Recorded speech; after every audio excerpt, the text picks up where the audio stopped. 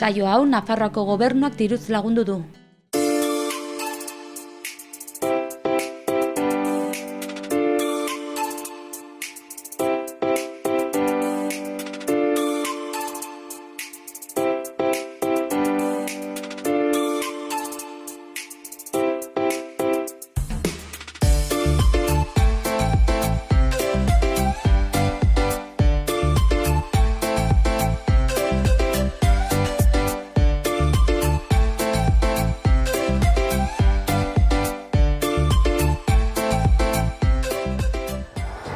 Gaurkoan, Dona Maria herrira hurbildu gara.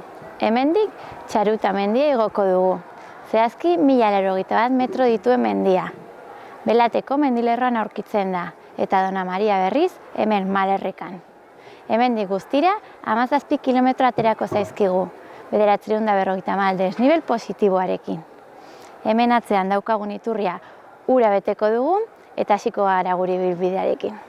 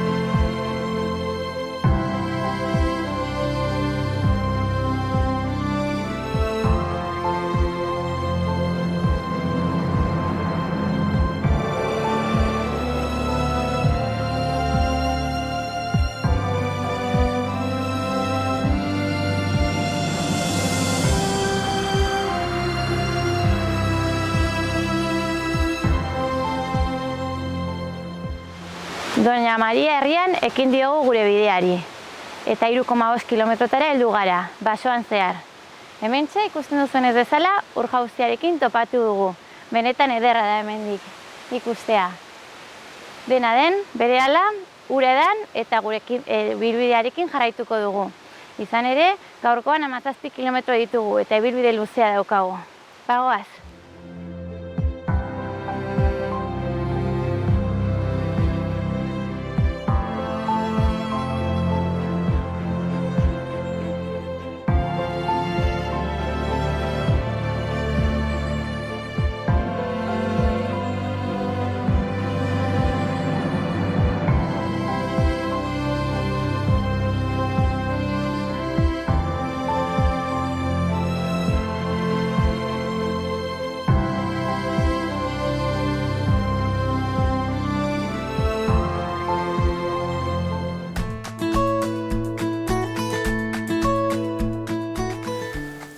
Kaixo, egunon. Gaur Txaruta mendira hurbildu gara eta Dona Mariatik ateratzen garen momentutik gora egiten du bidea eta pagadi izugarri baten aurretik eta barrutik egiten dugu goiko bidea. Gaur gainera behelainoa pixkat igotzen ari denez, apurka-apurka ematen digu argazkiak eta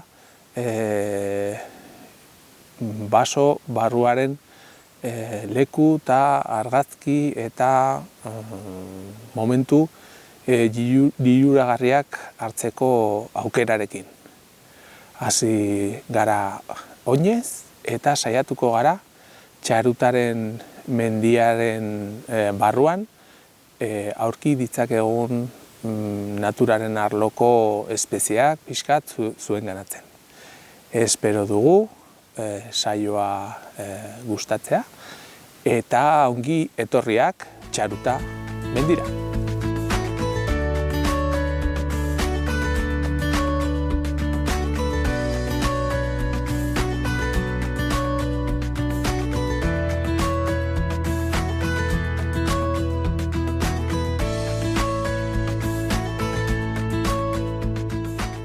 Txarutako bidean, Pagadiaren barruan, sekulako pago izugarriak ikusteko aukera daukagu. Batzuk erraldoiak, bizi-biziak, beste batzuk ja erdi ustelak, baina dagoen haizearekin udaren bukaeran freskotasuna eta goizaren freskoa nabari da. Hementxe, Pagadiaren barruan, posible dakagu entzuteko txori-etxoen kantak. Hementxe, amilots motoduna, kaskabeltzak, garrapoak, gerritxoriak, baina batez ere haizearen zurrumurroak, adarrak eta pagoen ostoak mugitzen dituenean. Urrutian, behorren eskilak, eta hementxe zuen ganatzeko nahiean badago bakarrik atmosfera garbietan aurki dezakegun espezie bat. Oso izaki bitxia da, eta hemen pago honen enborraren herrialdean ikusteko aukera daukagu. Bada liken bat, liken multzoa edo espezie taldea bada elkartzen direla bi izaki bizidun bat egiteko. Alga eta ontsoa likena egiten dute. Hau bada lobaria pulmonaria esaten diogun espeziea. Bakarrik, atmosfera oso garbian eta haize oso garbia dagoen lekuetan bizi daiteke. Askotan multzo handiak osatzen ditu eta hemen auskalo agian animaliaren bat igurtzi du bere burua enborraren kontra eta lurretikan zati batzuk aurkitzen ditugu. Olako tamaina handiko izaki biziduna da, oso bitxia, eta esan bezala indikatzailea da gure atmosferaren garbitasunarena edo. Lobaria pulmonaria eta gure Euskal Herriko mendietako leku berezietan bizi den izaki biziduna.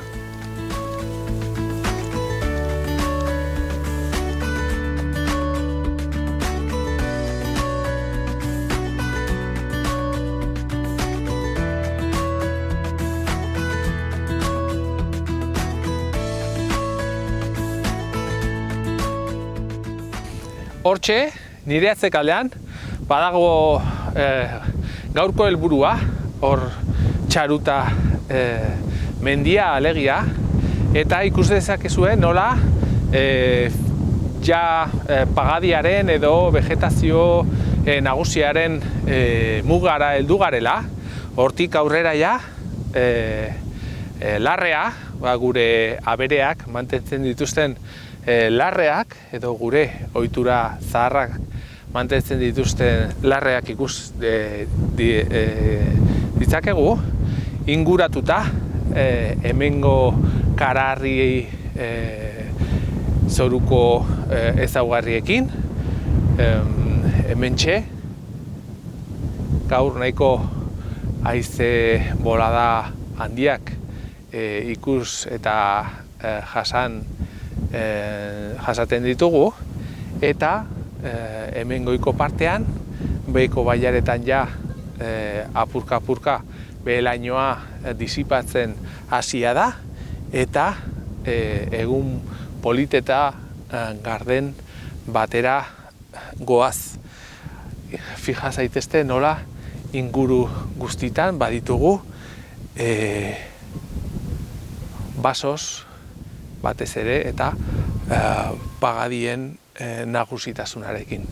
Baina menditontor eta zeru garden bitartean gaude. Hortxe goian ikus daiteke nola zirro galantak ikus daitezken, agian goikoz geruzetan nola haize bolada handi xamarrak erakusgai direnak.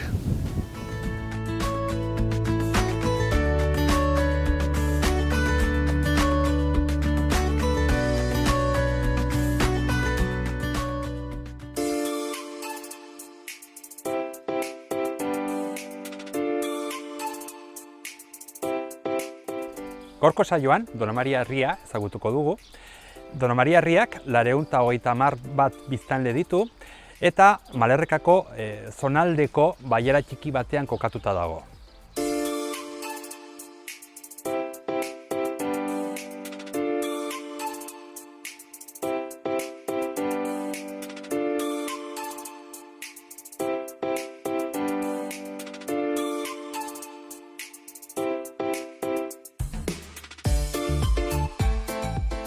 Donamariko herrian, baserri ederrak aurkitzen ditugu, baina baita 3 eraikin nabarmenak direnak ere. Alde batetik, Donamariko jauregia, Erdi Aroko dorretxea, baita eliza ere, eta hemen nere gibelean, 18. mendeko jauregi erraldoi bat aurkitzen dugu, gaur egun konbentua dena.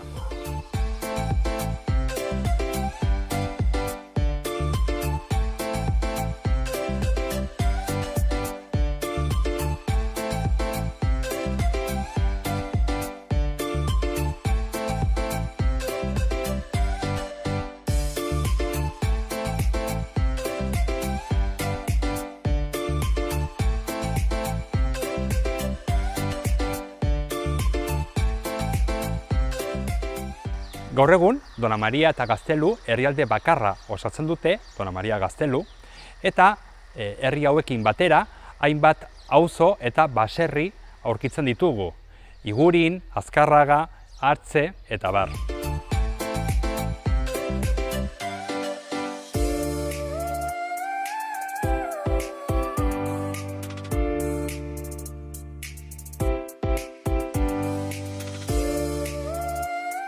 Gaur egun, Dona Maria eta Gazteluk udalerri bakarra osatzen dute eta bi herri hauekin batera hainbat auzo eta baserri baditugu hemen inguruan. Igurin, Azkarraga, Artze eta bar.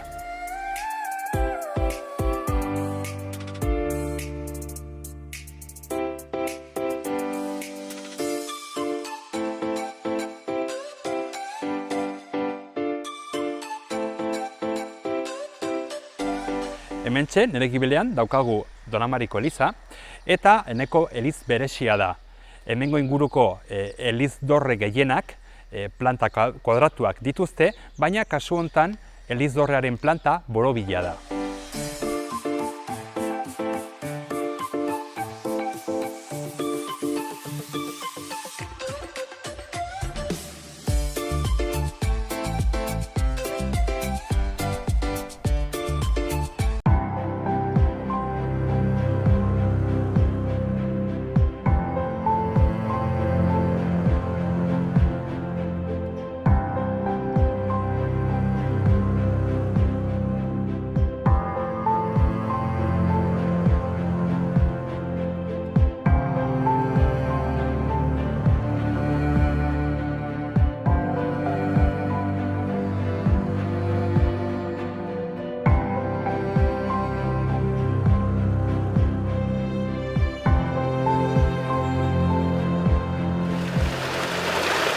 Bost kilometro egin ditugu jada. Honaino, bide edo erreka ondotik ibili gara. Eta hementxe, zubitxo bat pasa, eta hemen iturburu batekin elkartu gara edo topatu gara. Ez dakigu nola dago nura, baina probatuko dugu. Edan eta bagoaz tontorreran.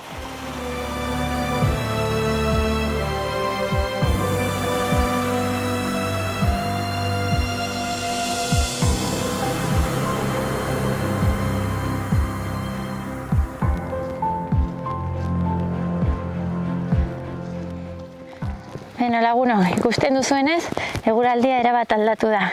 Lainoa sartu eta euria egiten hasi da. Beraz, gure motxilatik zira atera eta ipini egin dugu. Betik hangatuz eta baso inguruan bide zidorra igo dugu honaino. Eta hemendik tontorrera oso gutxi falta zaigu, kilometro bat.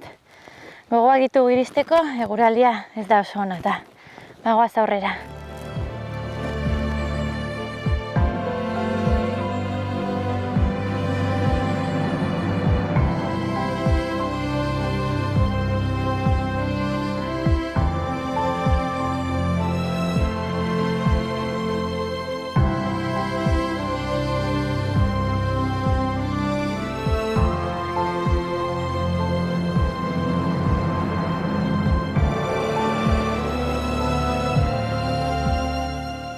Txaruta tontorrera heldu gara, 1081 metro dituena.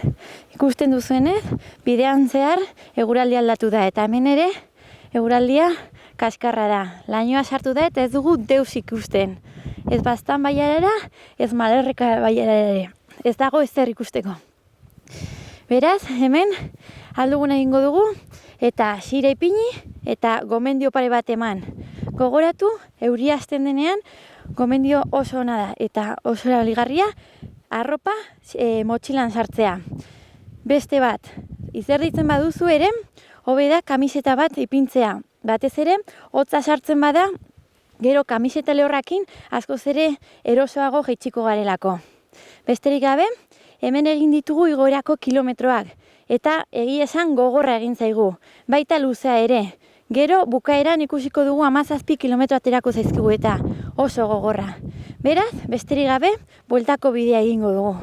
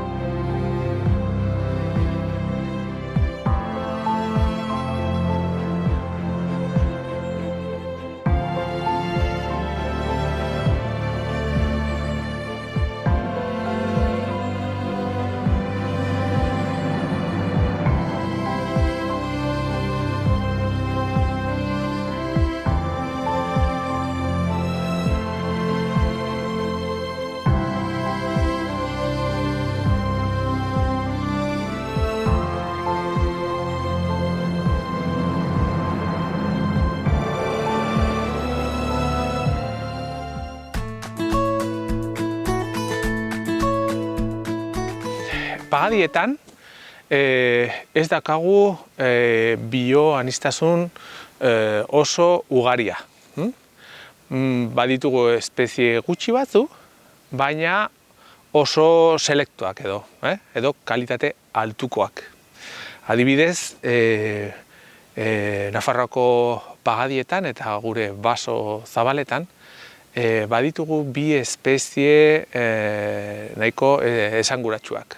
Agian espezie bereziena izango litzateke okil gibel nabarra, bizi dela urte askoko pagadietan. Hemen Txarutako bidean pago hauek badituzte sobera urte eta hemen populazio txiki bat datatuta dago. Baditugu beste espezie batzuk, adibidez, hementxe, atzekaldean ikus dezakegunak.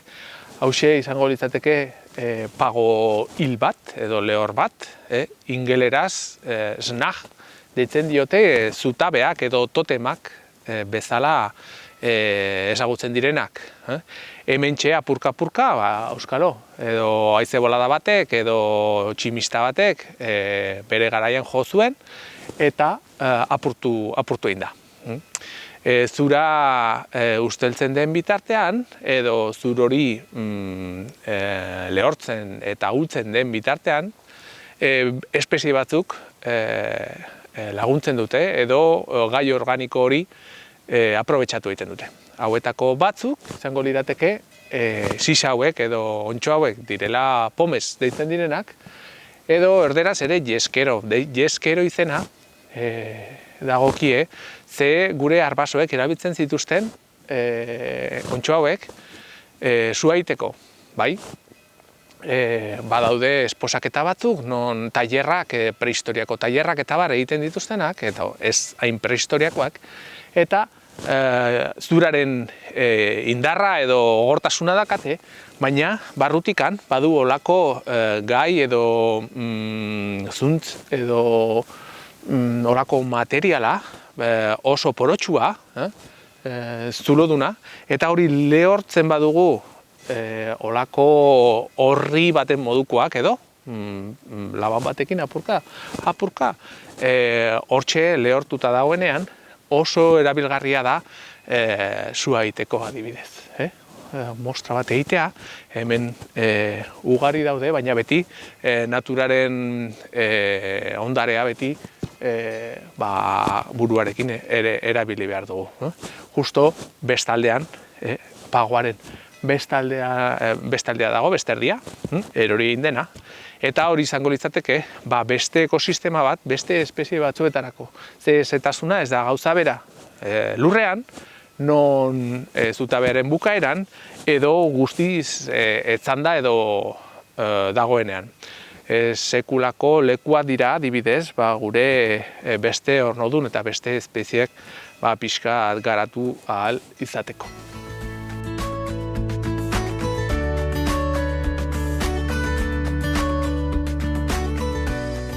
Bueno, Dona Mariatik ateratzen garenean, Txarutako bidera, lehendabiziko maldetan, alde bat badago eta paisaia ikus dezakegu.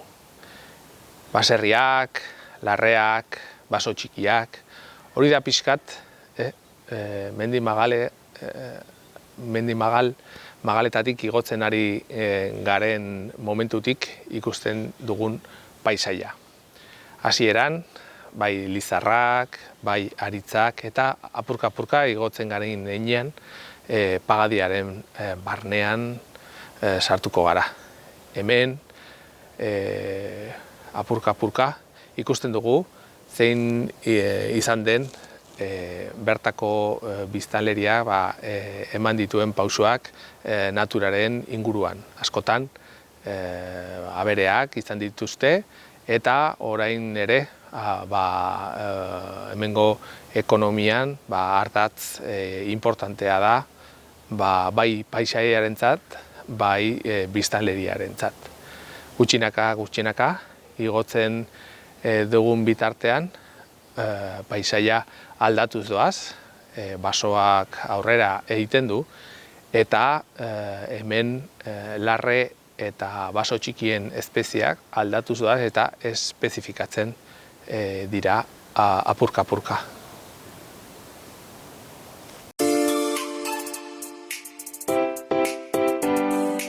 Eta hementxe daukago Dona Mariko jauregia, Erdi Aroko dorretxe berezia. Berezia alde batetik ez Erdi Arokoa delakotz bakarrik, baizik eta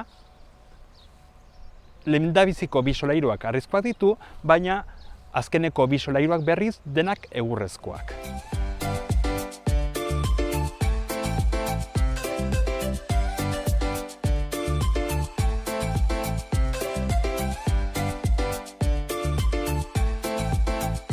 Oraintxe bertan, Dona Mariko dorretxean gaude, eta Baztan bidasoa zonaldean dozena bat dorretxe aurkitzen ditugu. Dorretxeak, Erdi Aroko dorretxeak, gaztelu txikiak ziren, eta gaztelu txiki hauek inguruko lurraldea edo inguruko lur eremuak zaindu beharrean, batez ere lur eremu hauek gurutzatzen zituzten ibilbideak, galtzadak, edo garai hortako errepideak zaintzen zituzten. Ez zaindu bakarrik, baizik eta bide hauek erabiltzen zituztenei zergak kobratzen zieten. Hementxe, aurkitzen ditugu, nire gibleko aldean, bai Txaruta eta ondoan Belateko lepoak. Ja, Erdi Aroan, pasaleku, garrantzia handiko pasalekua zen, azken finean, Iruña, Baztan, Baiona eta baita hemendik Malerrekatik Bidasoa eta Irun lotzen zituzten errepideak edo galtzadak.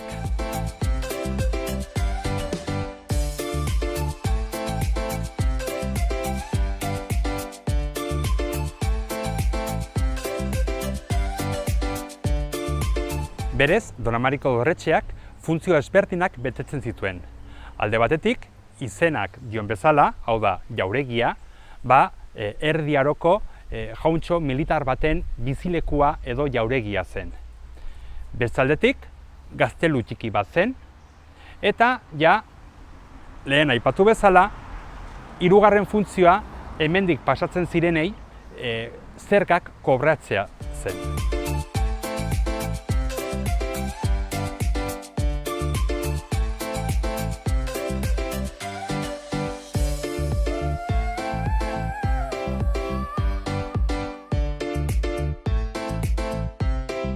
Oraintxe bertan, dorretxearen beheko solairuan gaude, eta erran bezala, dorretxea bizilekuaren funtzioa betetzen zuenez, hementxe bertan etxearen hazienda sartzen zen. Hau da, azken finean, hau baserri erraldoi bat zen, eta beheko solairuan, zaldiak, baita zerriak, behiak, ardiak eta edukitzen zituzten, gero borda ezberdinak ereki zituzten hemen inguruan, lehendabiziko solairuan berriz etxe bizitza, hau da, jendea bizitzen zen lekua, eta gero dorretxunek badauka olako zati beretsi bat, egurrez egindako 2 solairuak, eta solairu hauek sabaia ziren.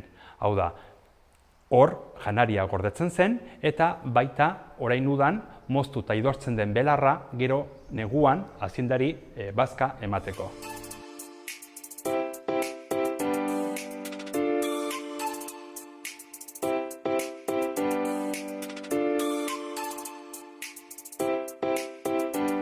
Naiz eta dorretxea jauntxo baten jauregia izan, Erdi Aroko jauntxo gehienak nahiko etxe xumeetan bizi ziren.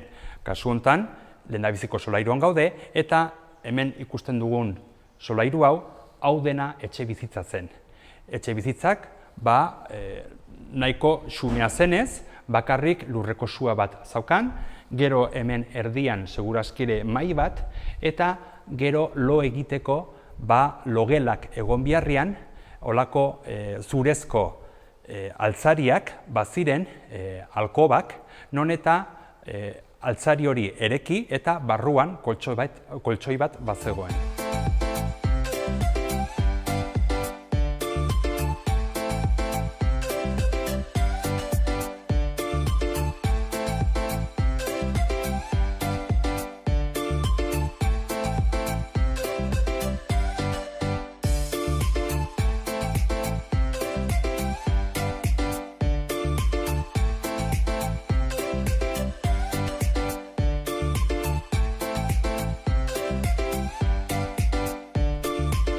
Dorretxaren zati ikusgarriena egurrez egindako kadalsoa da.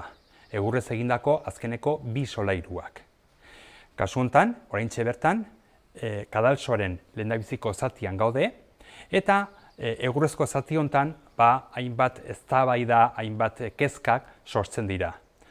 Azken finean, naiz eta dorretxea Erdi Arokoa izan, kontutan izan da nola 16. mendean, Nafarroaren konkistan, hemengo dorretxe eta gaztelu gehienak suntsituak izan ziren, badirudi hemengo egurrezko zati hau ez dela Erdi Arokoa 17 edo 16. mendetako zatia baizik.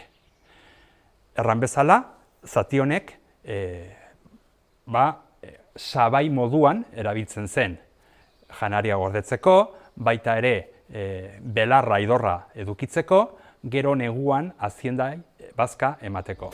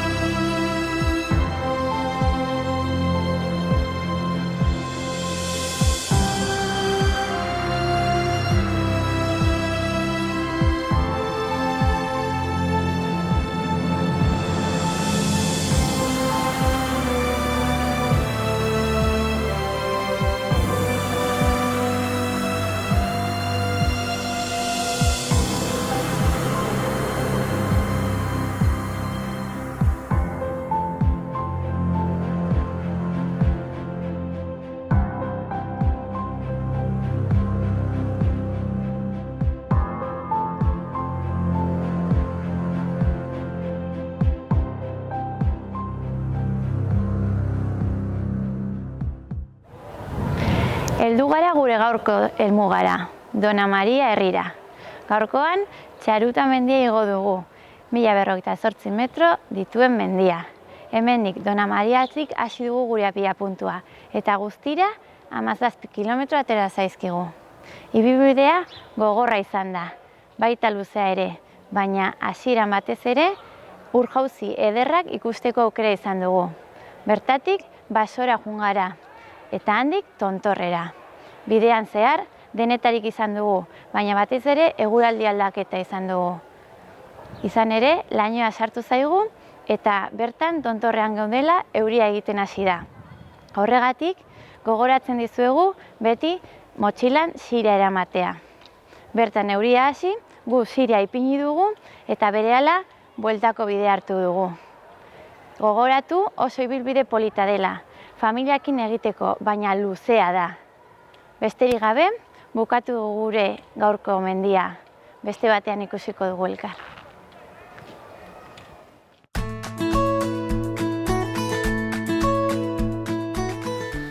Dona Mariako larreetan, zenbait abere, txabere aurki ditzakegu. Hementxe, atzekaldean, behiak ikus ditzakegu,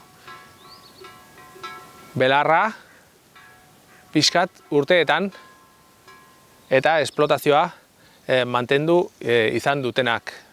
Hauek dira gure paisaiaren ardatzak, behiak, kasu honetan estabulaturik oten dire, baina mendian egonda askotan mantentzen dizkigute gure bide zarrak eta sotoboskearen edo basoaren barruko landaredia mantentzen dizkigute. Horiek oso mesedegarriak dira, bai bertako familientzat, bai mendizaleentzat eta basoaren kudeaketarako. Mesedegarriak dira, askotan adibidez ezegunetan, bai zaldiak, behorrak, oreinak, eta hementxe ere oso importante dira ere bertako ekonomiarentzat ardiak, haren gazta produkzioaren gatik, ez?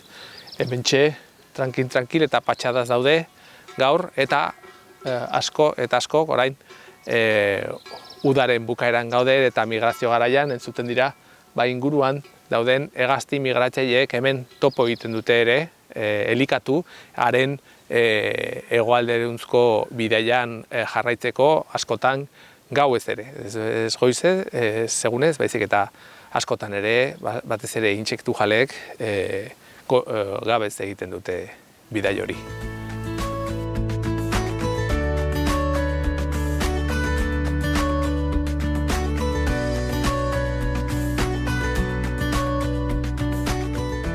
Txarutako mendialdea ezagutu dugu, haren ekosistemak, haren paisaiak eta pixkat bertan bizi diren animalien eta landareen ezaugarriak ezagutzera eman ditugu.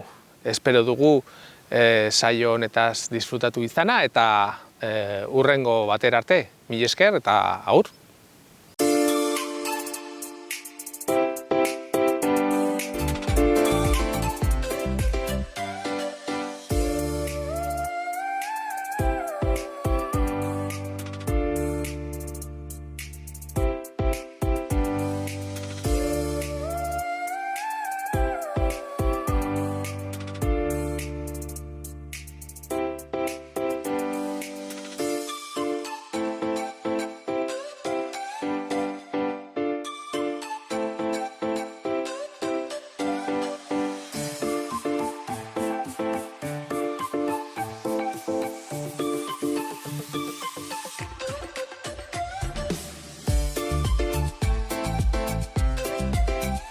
Egurrezko kadalsoa edo egurrezko zati honen estruktura oso konplexua da.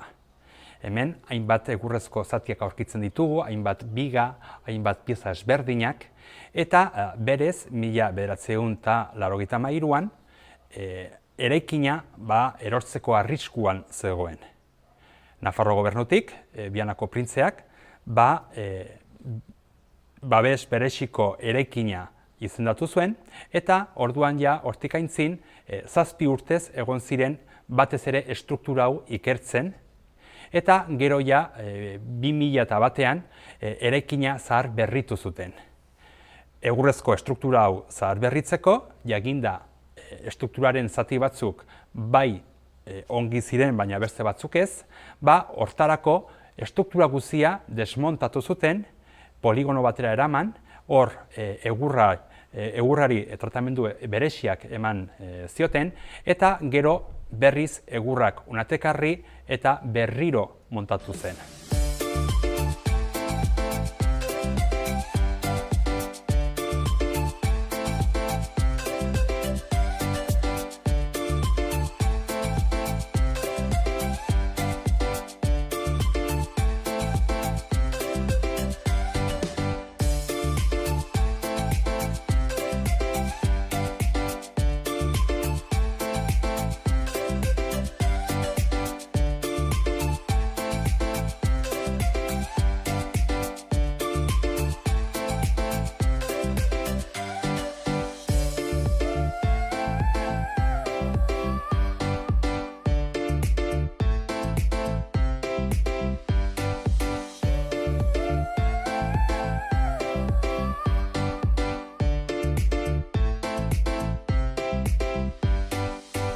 Asmentan, erran bezala, Dona Maria eta Gaztelu herriak udalerri bakarrak osatzen dute, eta hementxe daukagu Gaztelu herriaren eliza eta frontoia.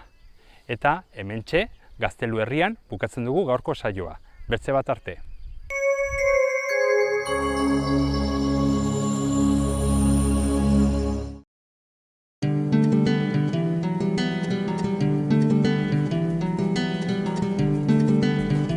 Saio hau Nafarroako gobernuak diruz lagundu du.